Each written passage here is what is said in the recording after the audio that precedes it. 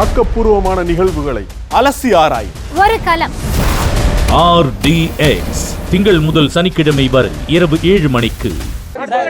தனி மனிதனாக என்னால் உருவாக்கப்பட்ட கட்சி பாமக. வேறு யாரும் பல்வேறு குற்றச்சாட்டுகளை தொடர்ச்சியா சொல்லிட்டு வராரு. இன்னைக்கு வேற ஒரு பாயிண்ட் இன்னைக்கு வச்சிருக்கு. இப்போ மீண்டும் இணைப்போ அல்லது இதெல்லாம் ஒருங்கிணைக்கோ வாய்ப்பே இல்லையா? அதாவது எதிர்காலத்தில் என்ன நடக்கும் என்பதை யாரும் கணிக்க முடியாது.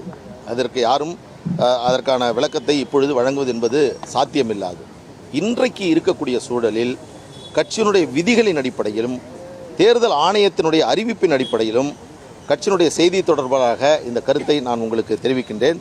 எனவே பாட்டாளி மக்கள் கட்சியினுடைய தலைவராக மருத்துவர் அன்புமணி ராமதாஸ் அவர்கள் தொடர்கிறார், சிறப்பாக பணியாற்றுகிறார். இன்றைக்கு கடலூர் பகுதியில் அவருடைய சுற்றுப்பயணத்தை மேற்கொண்டு, பண்ருட்டி பகுதியில் சுற்றுப்பயணத்தை மேற்கொண்டு தமிழக அரசியல் கட்சிகளில் முதன்மையான முக்கியமான எதிர்க்கட்சி என்ற சிறப்பான பணியை பாட்டாளி மக்கள் கட்சியினுடைய தலைவர் மருத்துவர் அன்புமணி ராமதாஸ் அவர்கள்தான் நிறைவேற்றி வருகிறார். எனவே தமிழக ஆளும் கட்சியாக இருக்கக்கூடிய திராவிட முன்னேற்றக் கழகம் நாங்கள் எழுப்பக்கூடிய கேள்விகளுக்கு அவர்கள் பதில் சொல்ல முடியாமல் திணறிக் கொண்டிருக்கிறார்கள். ஒரு பொறுப்புள்ள ஆக்கப்பூர்வமான எதிர்க்கட்சி என்ற பணியை மருத்துவர் அன்புமணி ராமதாஸ் அவர்கள் செய்கிறார். தமிழகம் முழுவதும் அவர் பயணம் மேற்கொண்டு வருகிறார். அந்த பயணம் ஒரு எழுச்சி பயணமாக, வெற்றி பயணமாக அமைந்திருக்கிறது. செல்லுகின்ற இடங்களெல்லாம் மிகப்பெரிய வரவேற்பு இருக்கிறது. இன்னொன்று, தமிழகத்தில் மிகப்பெரிய ஆளும் கட்சிக்கு எதிரான மனநிலை கொண்ட மக்கள் பெருமளவில் இருக்கிறார்கள்.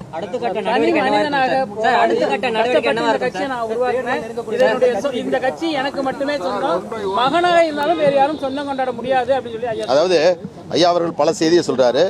1989 மருத்துவர் ஐயா அவருடைய சீரிய முயற்சியில் பாட்டாளி மக்கள் கட்சி என்பது உருவாக்கப்பட்டது. இது ஒரு ஜனநாயக இயக்கம். அது அவரே பலமுறை சொல்லியிருக்கிறார். என்னை விமர்சனம் செய்யுங்கள் என்று கூட சொல்லியிருக்கிறார். எனவே ஜனநாயக இயக்கத்தில் கட்சியினுடைய பொதுக்குழு, செயற்குழு எடுக்கக்கூடிய முடிவுகளின் அடிப்படையிலும் கட்சியினுடைய அமைப்பு விதிகளின் அடிப்படையில் தான் ஒரு கட்சியை நடத்த முடியும். அந்த விகிதத்தில் நாங்கள் கட்சியினுடைய விதிகளின்படி நாங்கள் செயல்படுகிறோம். அமைதியாக, நிதானமாக இப்பொழுது இருக்கக்கூடிய குழப்பங்களை நாங்கள் கையாண்டு வருகிறோம். எனவே எங்களுடைய பயணத்தில் எந்தவித தடுமாற்றமும் இல்லை.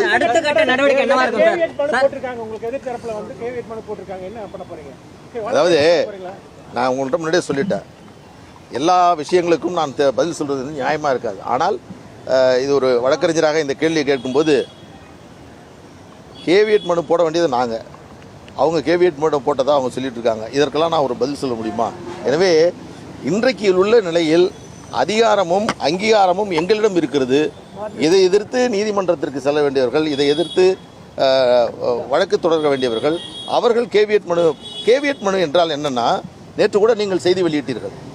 கேவியட் மனு என்பது ஒரு நபர் இன்னொரு நபர் மீது வழக்கு தொடுக்கின்ற பொழுது நீதிமன்றம் எதிர் மனுதாரனுடைய கருத்துக்களை கேட்காமல் இடைக்கால உத்தரவு பிறப்பிக்க கூடாது என்பதுதான் அந்த கேவியட் மனு.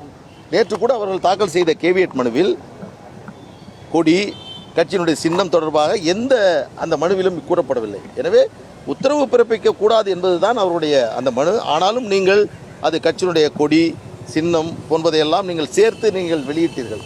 எனவே பாட்டாளி மக்கள் கட்சியை பொறுத்தவரையில் நாங்கள் எங்களுடைய பொதுக்குழுவினுடைய முடிவின்படியும் எங்கள் மருத்துவர் அன்புமணி ராமதாஸ் அவருடைய வழிகாட்டுதலின்படியும் எங்கள் கட்சியை மிகச்சிறப்பாக நடத்துகிறோம். வரக்கூடிய சட்டமன்ற தேர்தலில் யாருடன் கூட்டணி என்பதையெல்லாம் உரிய விதத்தில் நாங்கள் அறிவிப்போம். நன்றி, வணக்கம். எனக்கு தான் அதிகாரம் இருக்கு, என் பெயரை பயன்படுத்தக்கூடாது அப்படின்லாம் அதான் உங்களுக்கு நான் பலமுறை சொல்லிட்டேன். அவர் நிறைய சொல்லியிருக்கார்.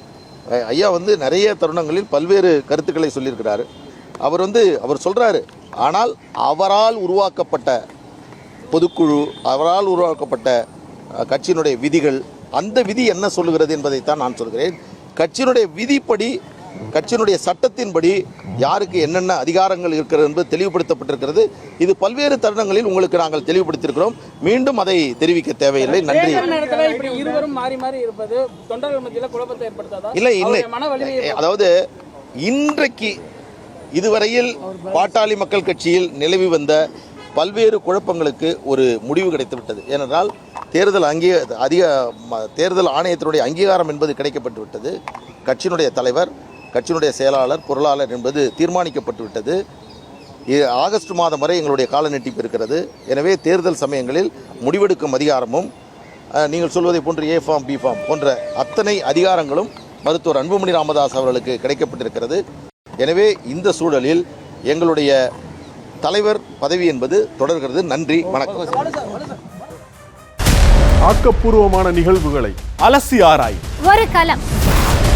RDX திங்கள் முதல் சனிக்கிழமை வரை இரவு 7 மணிக்கு.